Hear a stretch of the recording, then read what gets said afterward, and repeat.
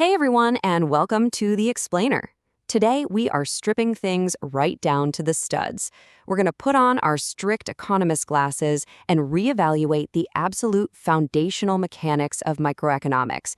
Because honestly, if you want to master the complex ways our world operates, you've really got to understand its strictest definitions first. So let's dive right into this with a question that has literally puzzled people for centuries. Seriously, think about this for a second. Why is life-saving water, something you literally biologically cannot survive without, nearly free, while a shiny diamond, which does absolutely nothing to keep you alive, costs an absolute fortune? It seems completely backwards, doesn't it? Well, this is the famous water diamond paradox, and I promise you, by the end of this explainer, you are going to have the exact economic vocabulary needed to solve this mystery. Here's our roadmap for today. First, goods versus services. Then, understanding utility, two approaches to value, the water diamond paradox, and finally, what exactly is wealth? All right, section 1, goods versus services. Let's look at the basic things we consume every single day. So, what's the actual difference here?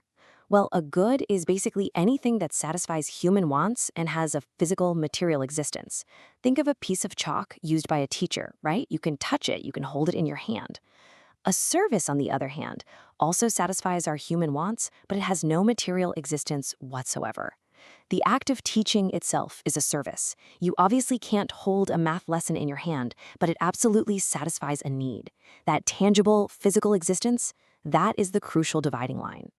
Moving right along to section 2, understanding utility. Have you ever stopped to wonder why we actually consume these things in the first place? Utility is literally the underlying engine of economics. In really simple terms, it's a commodity's want-satisfying power. Whether it's that physical piece of chalk or the intangible lesson from the teacher, everything we choose to consume possesses this very specific capacity to satisfy a desire. Okay, section 3, two approaches to value. How exactly are we supposed to measure the worth of that utility?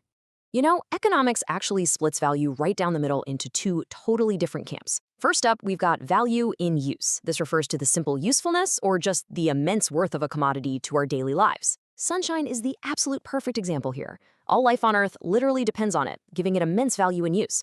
But thankfully, nobody is charging you a monthly subscription fee for sunlight, so we call it a free good. On the flip side, we have value in exchange.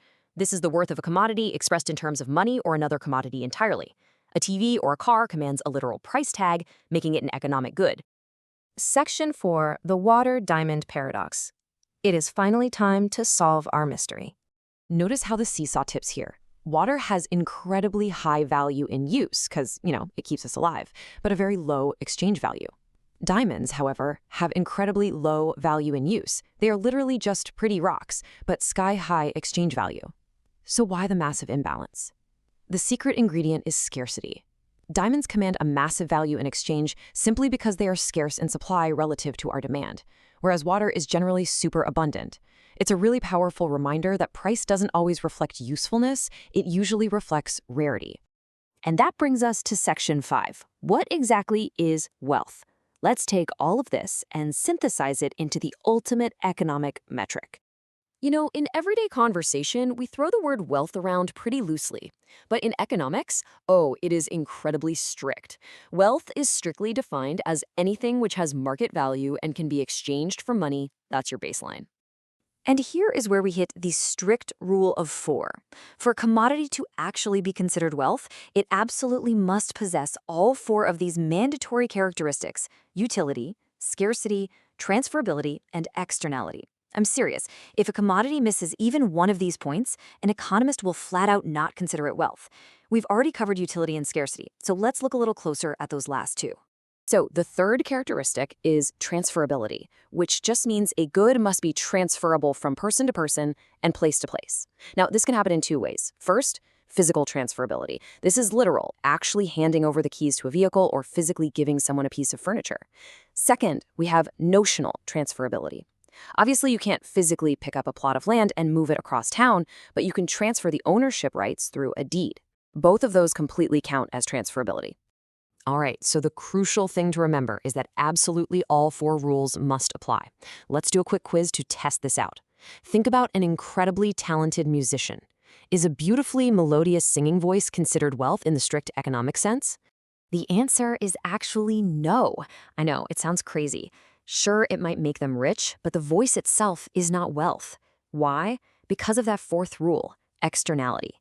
To be wealth, a good must be external to the human body, like a bag or a chair.